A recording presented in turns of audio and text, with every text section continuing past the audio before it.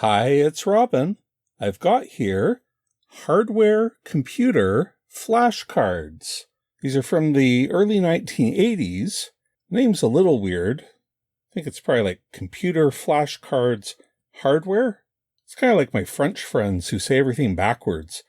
Hardware de computer or de ordinateur. Or maybe it's like my Australian friends. Everything's upside down there. Thanks to Kevin from Manitoba for making me aware of these cards. I had to get myself a set. So flashcards, if you're not familiar, are just a very simple concept. You have like a deck of cards, and on one side is a question or a prompt or something, and on the flip side is the answer. One side might say, what is the airspeed velocity of an unladen swallow? And then the other side might say, I don't know that.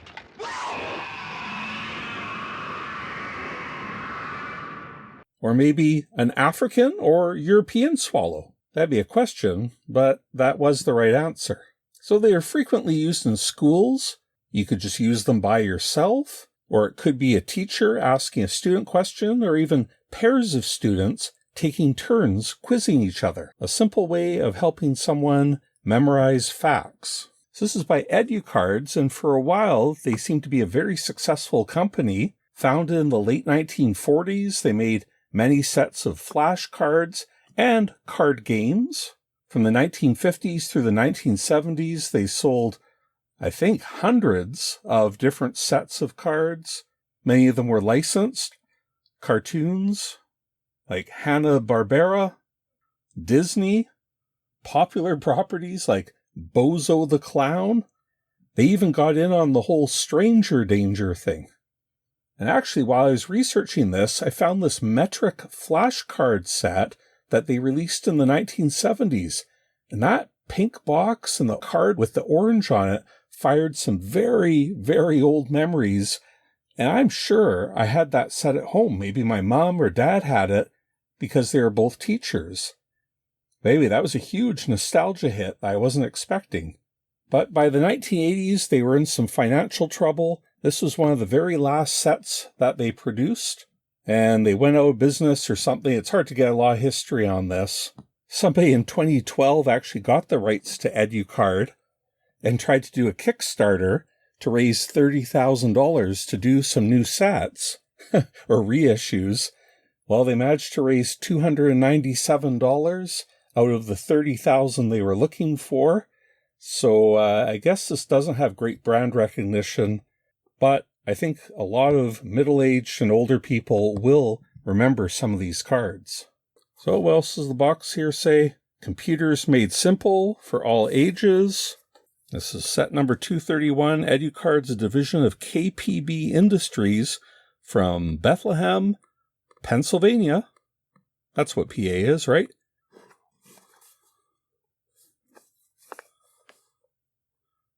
Hardware. I think there were probably a couple others in this series.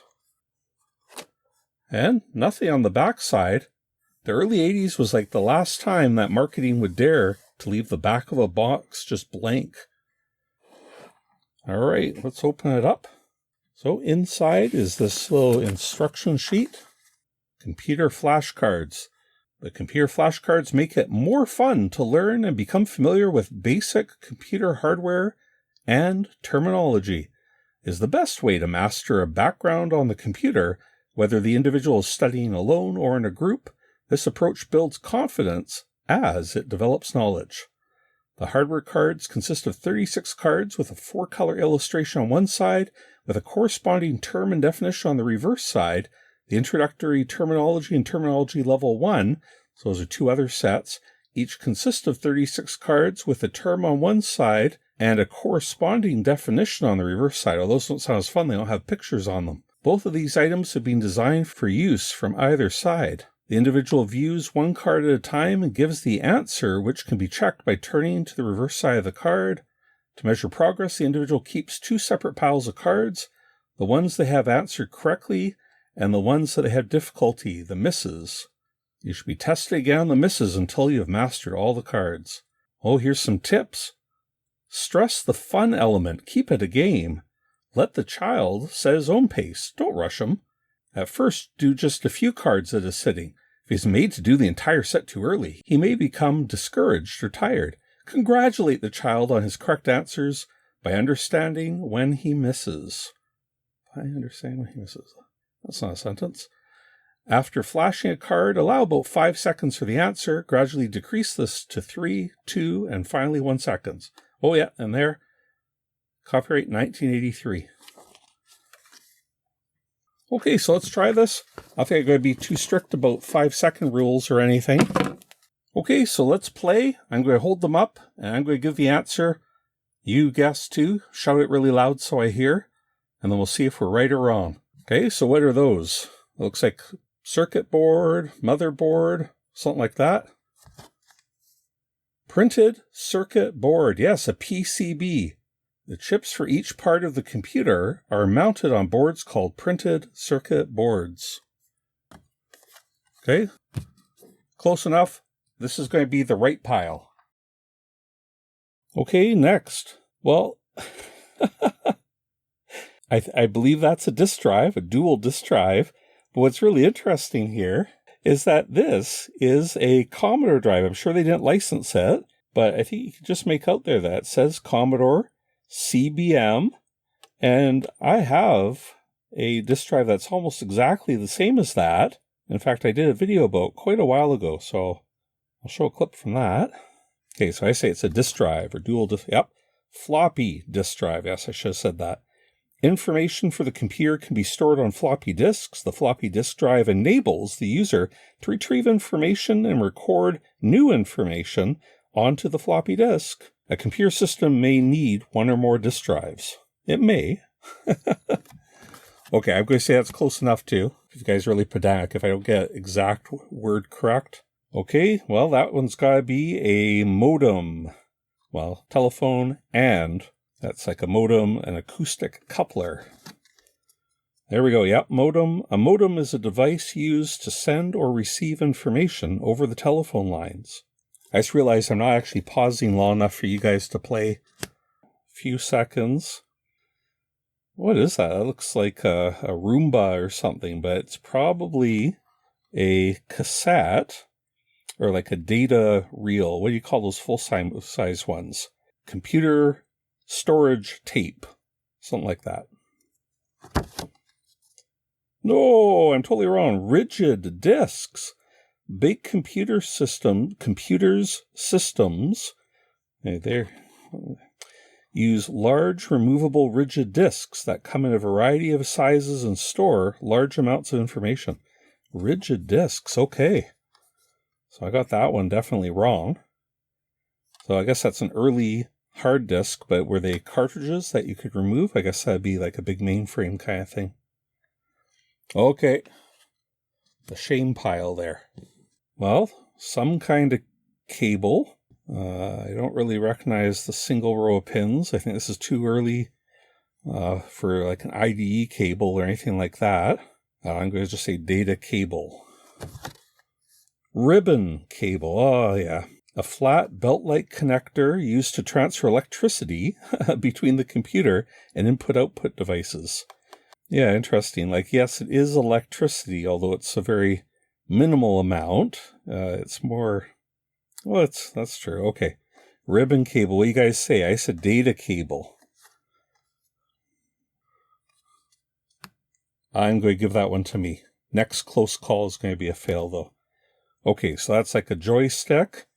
And it looks like they copied the Atari one, just like Commodore did. That'd be funny if they're actually imitating Commodore's joystick, which is imitating Atari's. Maybe they'll say controller. Joysticks, plural. Okay, a joystick is ideal to move an object across the screen quickly, as used mostly for video games. It's ideal to move it across the screen quickly. Okay. Ooh, look at that. That is one thick keyboard. That is what, a 3x6 number pad. But I assume this is just meant to be a keyboard. It does look a bit like a Commodore 64 or Model 1 for that matter. Kind of all in one. That's probably just a keyboard. Yeah, there we go, keyboard. The keyboard is used to communicate with the computer, is set up much like a typewriter, but has a set of instruction keys to tell the computer what to do with the information the user is giving it. It may be attached to the visual display screen or sit as a separate unit. Usually I hear VDU, visual display unit, maybe? I don't know. Okay. Yeah, keyboard, I said keyboard. Okay, so I would say those are floppy disks. I often just say disks, but you have to say the word floppy. Let's see. Yep, floppy disks. Floppy disks are flexible plastic disks with magnetically sensitive surfaces. Because the disks are floppy, they are housed inside cardboard envelopes. Okay. I always thought they're kind of more vinyl than cardboard. Programs for computers can be stored on floppy disks. Yes.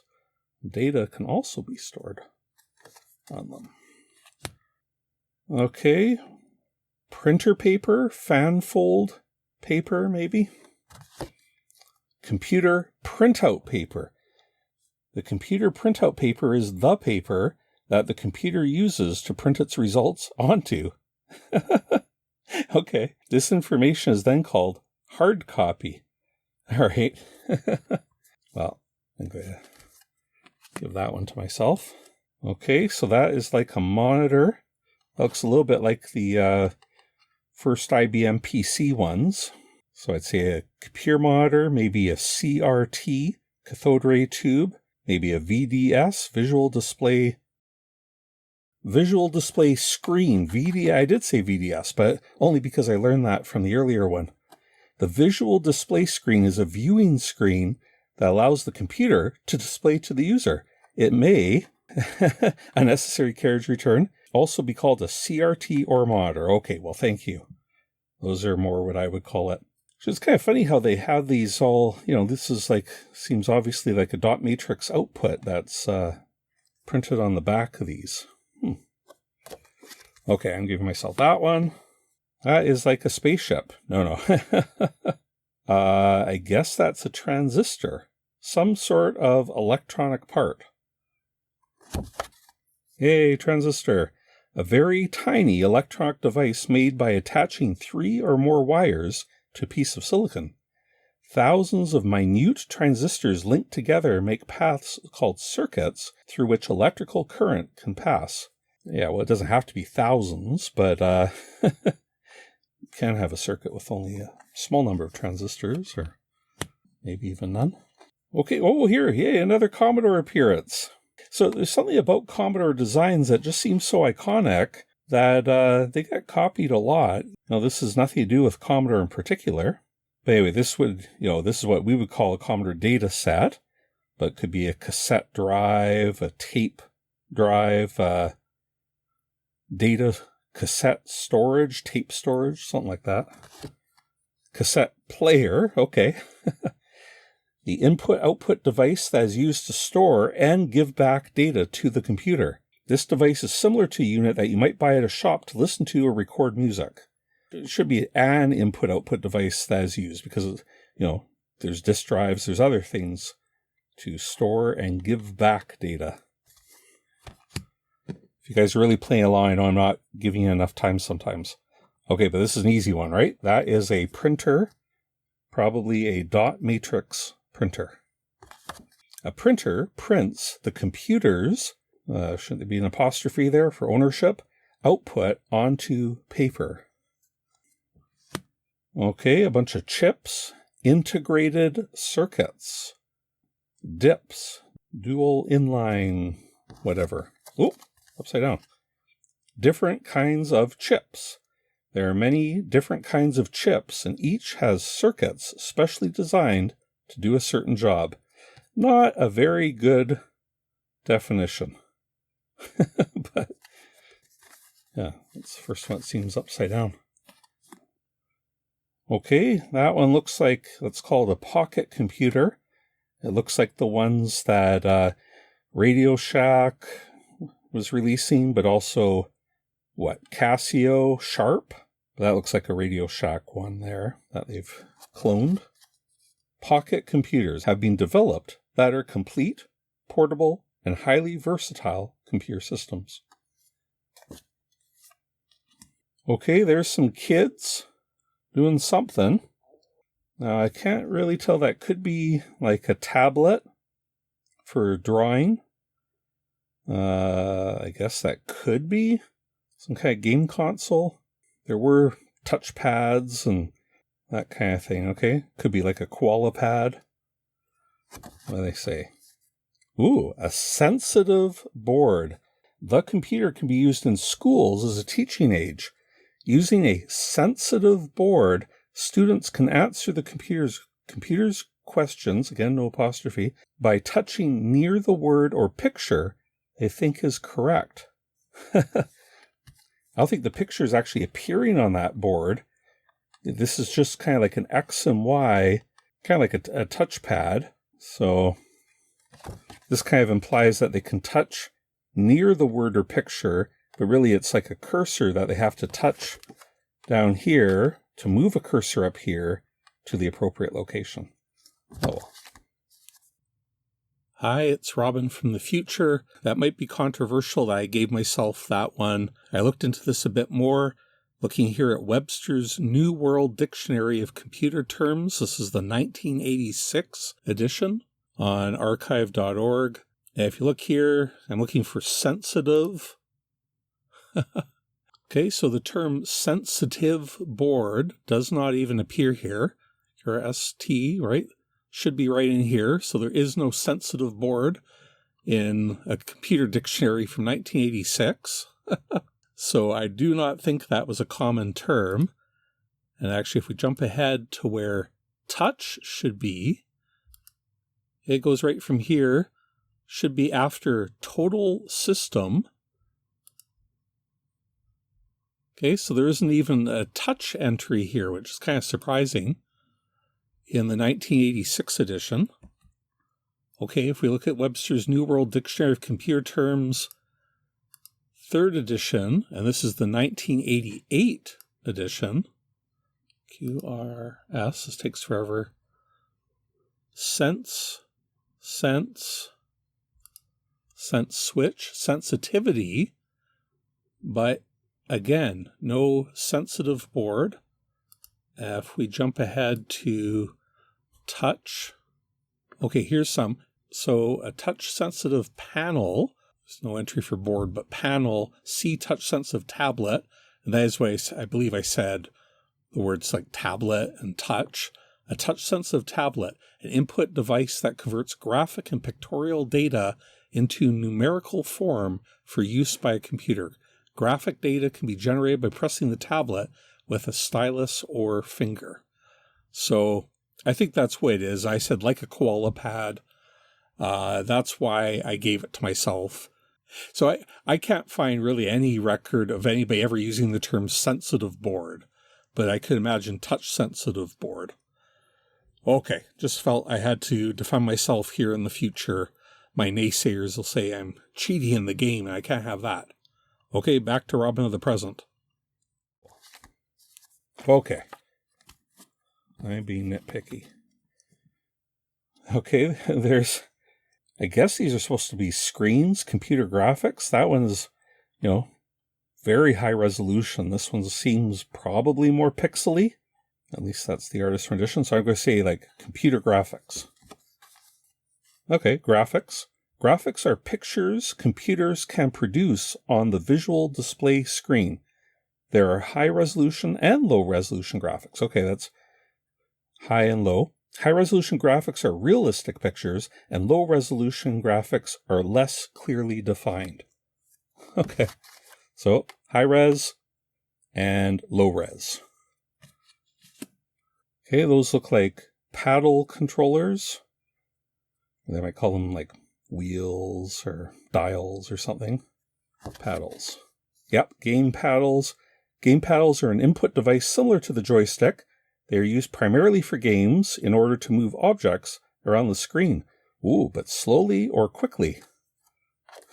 What are they ideal for? And they have the added bonus of being very analog in the sense that you can move them quite slowly or quickly if you want. Ugh. I guess this is a light pen with a horrible plug. That's almost like Isn't the Apple II that has just absolutely terrible connectors like that? Or maybe some Radio Shack device. So I guess it's a light pen. I don't know. Could be some sort of probe or something. Yep, light pen. A light pen is used to point at specific locations on a computer screen and to draw or select correct answers. Okay, well, that's obviously an Apple II. And they got the stack of disk drives and the monitor. It's an Apple II. It's a personal computer. It's a home computer system. Something like that. Microcomputer. Oh, I never think of that term. Yeah, those words are all kind of synonymous. I know nerds argue over the difference between a microcomputer, a home computer, a personal computer. A microcomputer is not as powerful as a larger computer, but it is easier to use and understand. A Mirco usually includes, why they put quotes around the typo, usually includes a microprocessing unit, a keyboard, a storage device, either cassette, tape recorder, or disk drive, and a TV-like screen for displaying results. Yeah, you know, when I was young, I never heard people say microcomputer casually, like the people, I know it was used in documentation, and I know in the UK, for example, micro was said much more often. I think we called them either, if we had to call a generic term, it was like the home computer, and then more and more the personal computer, but a lot of the time we just said computer, and then we just named it as a Commodore. Well, that's almost what everybody had around here. Well, if that was on its own, I'd just say like a toy car or something, but it looks like an electronic chess game. So I'll say something like electronic toys. Something like that. Computer toys. Many toys today have hidden computers. Okay, computer toys. Well, I don't know. Oh boy. Those seem too thin to be the tape reels that I was mentioning earlier. Could they be sort of like laser discs or something like that? I'm going to say laser discs. It's too early for compact discs, I think, in 1983. Laser discs. Come on. Oh, hard disks. A magnetic storage device similar to a floppy disk, except that a hard disk is made from a rigid plastic and has a greater storage capacity. It's kind of weird that they show the insides of those, eh? Okay, well, I got that one wrong for sure. So hard disks, I'm going to put that there. Wow, that's like, I guess I'm going to say that's a mainframe computer, something like that. Let's say mainframe. A modern mainframe can fill several rooms and carry out millions of instructions every second. A mainframe works very fast and can do many jobs at once. So a modern mainframe can fill several rooms. What would a pre-modern mainframe? Didn't they also fill several rooms?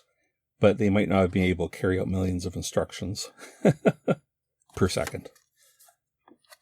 Okay, I'm just going to say cassette tape, compact cassette. Cassette tape. Microcomputers can store information on the magnetic tape in a cassette with the help of a cassette drive. What is that?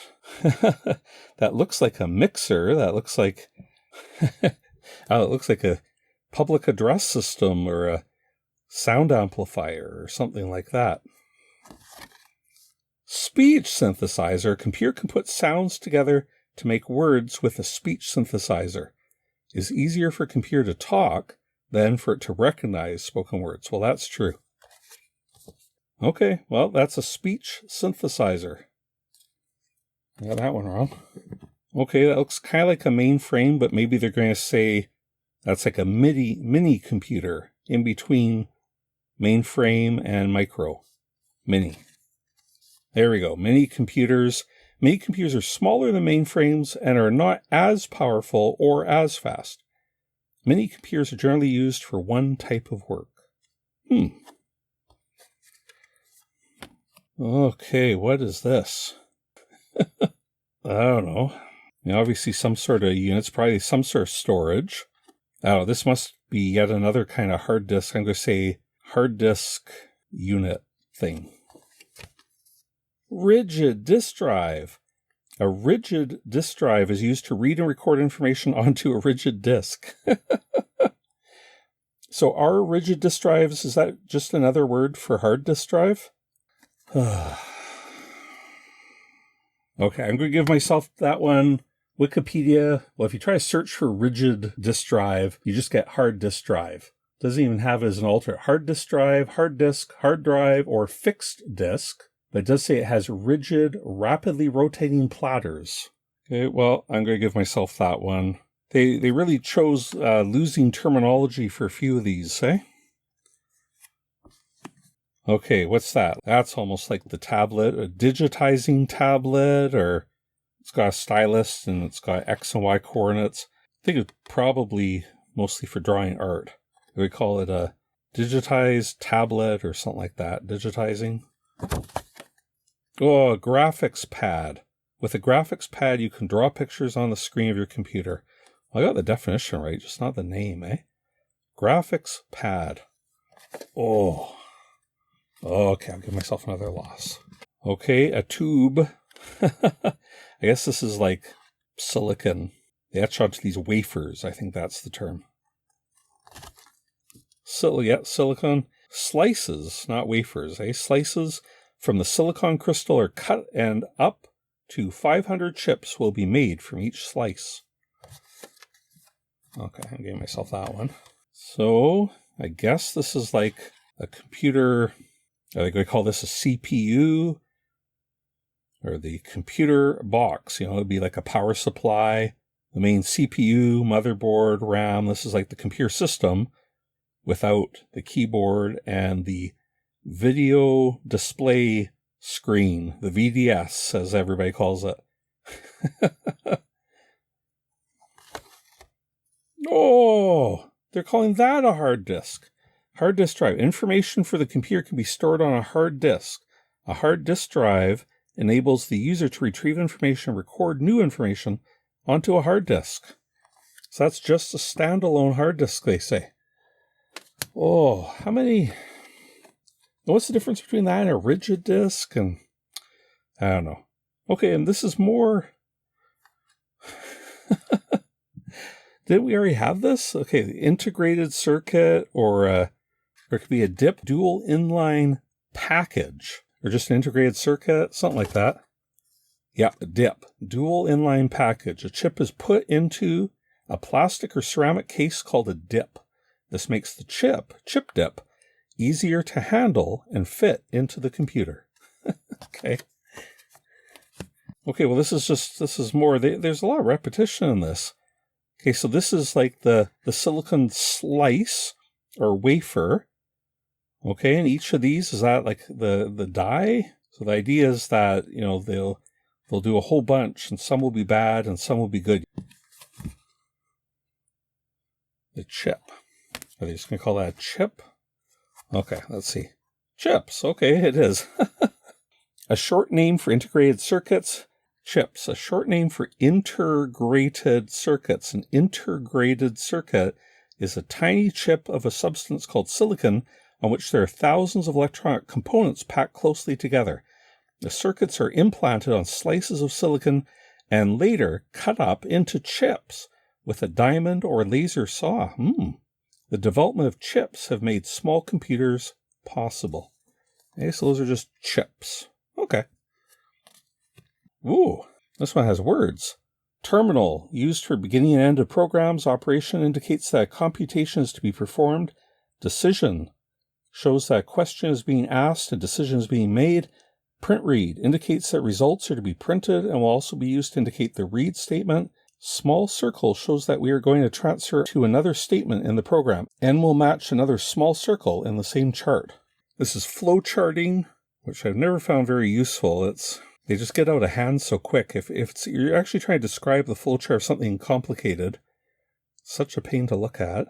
Anyway, we call that flowcharting symbols. Yay, flowchart symbols. Flowcharting is useful in planning programs in any computer language. In a flowchart, different shapes are used to indicate different functions. Okay. Oh, is that like a fairlight or something? So this is like Is it just a synthesizer? Or is it a audio workstation or something like that? I'll go with a music synthesizer. Yay! Music synthesizer. A microcomputer can be programmed to play music with the addition of a music synthesizer. Okay. Yeah, that one, though, is almost like a standalone one because, right? If it's a Fairlight, like, why does it have, if you need a computer to operate, why does it have its own monitor and everything? Like, the addition of a music synthesizer. And then, of course, I mean, the SID, the Commodore 64 was released before this, which had a built-in music synthesizer. So this is already pretty out of date. Oh, I don't know. Some sort of dial. I don't know. That looks vaguely familiar, but I can't think of what in particular it is. It's some sort of control, multiple buttons, a dial, maybe a row of LEDs. Control unit. Oh, I/O controller. Well, I said control unit, input, output. An I/O controller is an input-output device that regulates a computer system or systems. I don't know about this one at all. Like, why does it have to regulate the system to be an I/O controller? Okay, I called it a control. I don't know. That's middling. That one's goofy. Oh, and okay, well, this is very likely a plotter, which is kind of like a form of computer printer, but it moves a single, or actually sometimes a set of pens, and actually plots by drawing, moves X and Y, and either lifts up the pen or puts the pen down, and then you can draw all kinds of things. And potentially it looks a lot better than a dot matrix printer, at least for line drawings. Okay, so I'm going to call that a plotter. Plotters, plural. They're just totally random about when they pluralize or not. Graphs, pictures, or words can be drawn on a plotter as directed by the computer. All right. Oh. Okay, so how do you guys think I did? Was I too generous? I got 1, 2, 3, 4, 5 wrong by my generous reckoning. And so therefore I got 31 correct. Okay, so what do they say? This is like a hard disk or a rigid disk. Yeah, a rigid disk. Okay. Those are hard disk platters or something. Yeah, hard disks. That is the speech synthesizer. Yeah. Okay. That is like, what, a graphics tablet? Oh, graphics pad. Still got one wrong. And that is yet again a hard disk drive. Hard disk drive. Okay. Graphics pad. Yeah. There. Did we stress the fun element? Did we keep it a game? Don't rush him. Don't rush Robin. Congratulate Robin on his correct answers by understanding when he misses. I almost did become discouraged there. Okay, so that's the hardware computer flashcards from 1983 Edu-Cards game. Did you ever see these yourself, or do you know? Did you ever use these in school? Like, did your school buy these to teach you about them computers? Did you get in arguments with your teacher saying, that's not right? Yeah. Okay, so thanks again to Kevin for bringing these to my attention. And thank you to my patrons for their support. Thank you for watching, and we'll talk to you next time.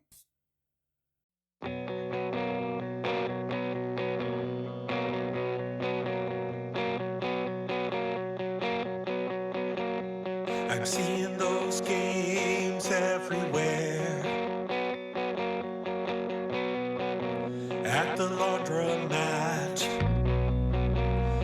the grocery store,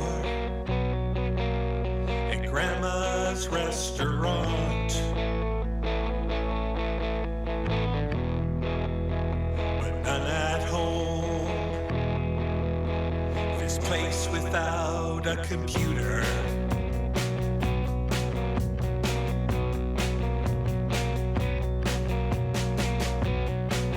At the corner store, at the roller skating rink, at the pool hall, at the mall. Why can't it be for me?